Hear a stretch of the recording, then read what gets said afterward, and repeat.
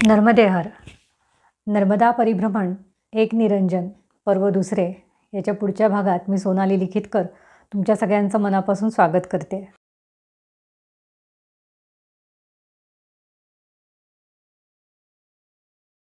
मग त्याच्यानंतर ऊन मात्र वाढायला लागलं, त्यामुळे तिथून अगदी मनात नसताना पण उठले आणि हे बाकीचं राजवाडे वगैरे तर बघून झालं होतं.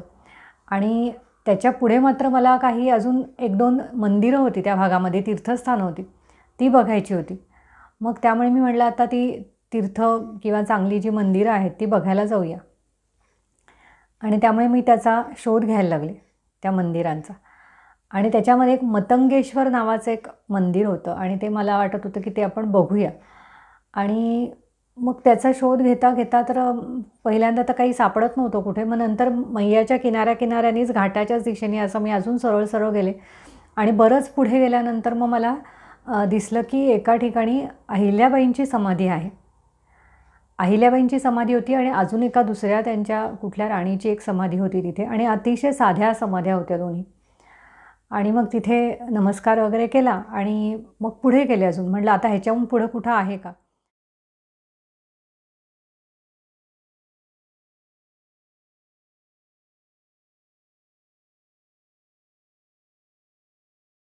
तर वाटेमध्ये काही साधू वगैरे बसलेले होते, तर त्यांना मी विचारलं तुम्हाला माहिती आहे काय. तर ते पण म्हणले आम्हाला काही माहिती नाही, पण ते म्हणे की पुढं पण अजून काही मंदिरं आहेत, तिथं तुम्ही जाऊन बघा.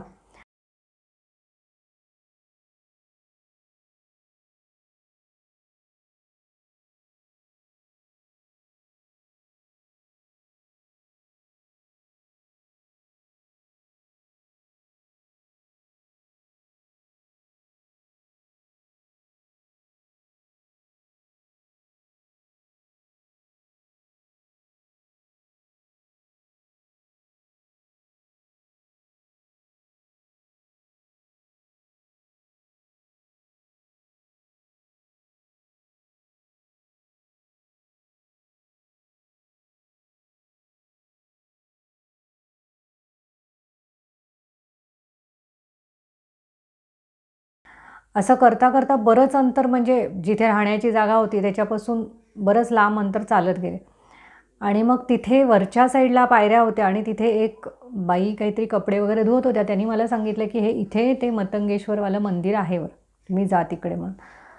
मग ते पायऱ्या वगैरे चढून पुन्हा, म्हणजे नदीच्या घाट खाली, म्हणजे आपण पात्रात असतो ना, तिथून वरच्या साईडला जायचं म्हटलं की प्रत्येक वेळेला 40-50 पायऱ्या चढाव्याच लागतात.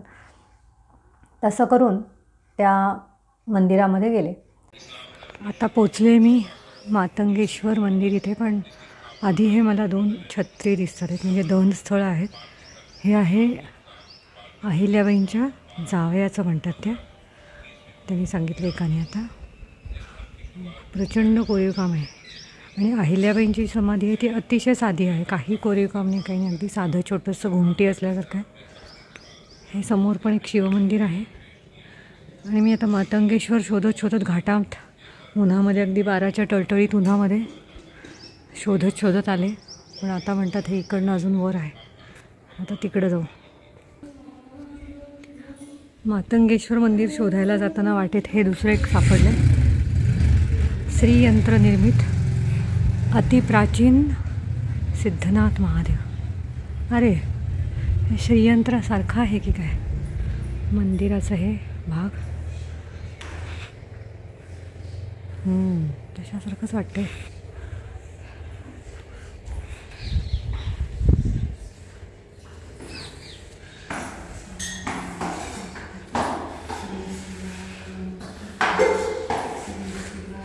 मंदिरात साफसफाई चालली आहे, त्यामुळे लांबूनच दर्शन. ओम नमः शिवाय, ओम नमः शिवाय.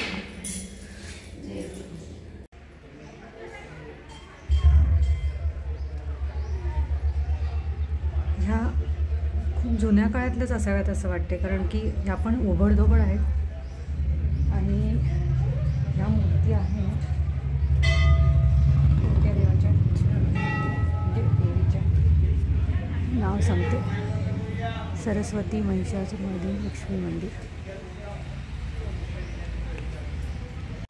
अजूनही मार्तंडेश्वर मंदिर सापडलं नाही, पण अजून 2 मंदिरं सापडली. महात्रिपुरसुंदरी मंदिर. आणि आत आहे ही त्रिपुर सुंदरी माता, अतिशय सुंदर, गोड आहे. मला तर सगळ्या देवी मैया स्वरूपच भासतात हल्ली. फारच सुंदर आहे. अंबा माता, संतोषी माता, गायत्री माता, मनोकामना. आणि अजूनही एक शेजारी मंदिर आहे. या मंदिराचं नाव काय आहे? हां, मनोकामनेश्वर मंदिर. ओम नमः शिवाय, ओम नमः शिवाय, ओम नमः शिवाय. चला, या मंदिरात नुकतीच पूजा झाली आणि इथे जाऊन बसता येऊ शकतं.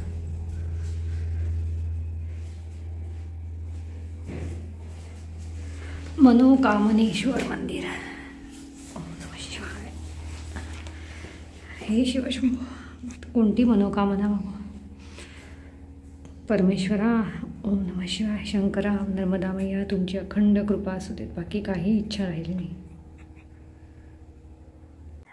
आणि मंदिर तसं बरंच जुनं होतं आणि आवार वगैरेही छान स्वच्छ होतं. पांढऱ्या रंगाचा असं चुना वगैरे लावलेला होता. आणि तिथे एक मैया बसल्या होत्या आणि म्हणजे वय साधारणपणे एक 70-75च्या दरम्यानचं वय असेल त्यांचं. तर त्यांनी विचारलं की कुठून आलात, काय वगैरे. आणि मग त्यांनी मला दाखवलं आणि म्हणल्या की मी दाखवते तुम्हाला. आता अजून इथे एक गुफा पण आहे, आत भर्तृहरीची गुफा आहे. आणि मग त्यांनी त्याची पण मला गोष्ट वगैरे सगळी सांगितली. आणि त्याच्याबरोबर त्यांनी सांगितलं की ह्या ज्या गुफा आहेत, ह्या गुफा आता काही काही बंद केलेल्या आहेत, पण काही गुफा ह्या इंदोरपर्यंत वगैरे पण असे त्याचे रस्ते जातात आणि अजून कुठे कुठे जातात. असे 2-3 ठिकाणी त्यांनी सांगितलं, पण काही बंद केले आहेत. 1-2 थोड्याशा चालू आहेत, पण पुढं जाऊन आत बंद होतात.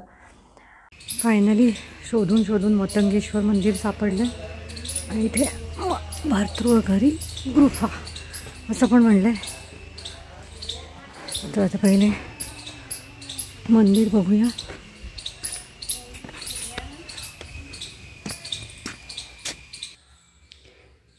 हे बघा, सापडले मतंगेश्वर मंदिर. आणि इथं भगवान शंकरांनी त्यांना प्रत्यक्ष दर्शन दिलं आणि पेंडी रूपात ते इथे गुप्त झाले. आणि ह्याच्यामध्ये पण एक शिवाची आत्मज्योती आहे असं म्हणतात. जशी ओंकारेश्वरला आहे तशीच इथे आहे असं त्या माताजींनी आत्ता सांगितलं. ओम नमः शिवाय, ओम नमः शिवाय, ओम नमः शिवाय.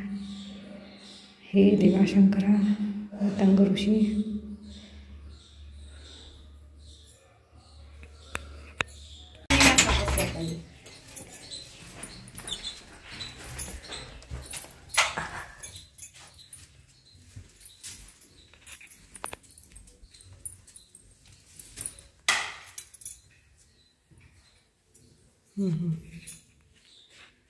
मतलब ये थोड़ा नीचे में है ऐसे.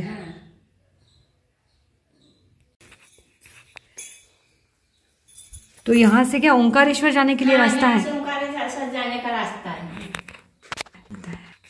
हाँ, ये यहाँ से कहाँ जाते थे? उज्जैन. उज्जैन जाते थे. हाँ. और यहाँ से मांडव. मांडव. बाप रे, कहाँ कहाँ से रास्ते निकाले हैं. फिर और यहाँ तपस्या करी उन्होंने. आप तो साक्षात मैया ही दिख रही हो हमको. नर्मदे हर. आता हे सगळं तर त्यांनी सांगितलंच. आणि त्याच्याबरोबर नंतर त्यांनी स्वतःची पण एक गोष्ट सांगितली. जसं मी त्यांना विचारलं की तुम्ही इथे किती वर्षांपासून आहात, काय करता वगैरे. तर मग त्या म्हणल्या की मी परिक्रमेत होते आणि जेव्हा मी इथे महेश्वरला आले तर हा इथे आश्रम होता. म्हणजे आश्रम म्हणजे एक अगदी मोडकळीला आल्यासारखंच, म्हणजे फार काही कोणी नव्हतं असंच. आणि इथे एक मुलगा सेवा करत होता 20-22 वर्षाचा. आणि त्याला काहीतरी आजार झाला होता. म्हणजे आम्ही इथे 2-3 दिवस मुक्काम केला होता, कारण आमची 3 वर्ष 3 महिन्याची परिक्रमा होती मोठी. तर त्यामुळे आम्ही काही दिवस इथे राहायचं असं ठरवलं होतं महेश्वरमध्ये. आणि आम्ही इथे एक 7-8 दिवस राहिलो. आणि त्या मुलाची तब्येत तर खूपच बिघडली. त्याला काही म्हणजे किडनी वगैरे असं काही लिव्हरचे आजार झाले होते.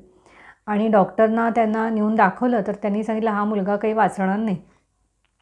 आता आम्ही 8-10 दिवस जेव्हा राहिलो होतो तेव्हा त्या वेळामध्ये आम्हाला त्या मुलाचा इतका लळा लागला की आम्हाला असं वाटलं की जसं की हा आमचा अगदी सख्खा मुलगा आहे असं वाटायला लागलं.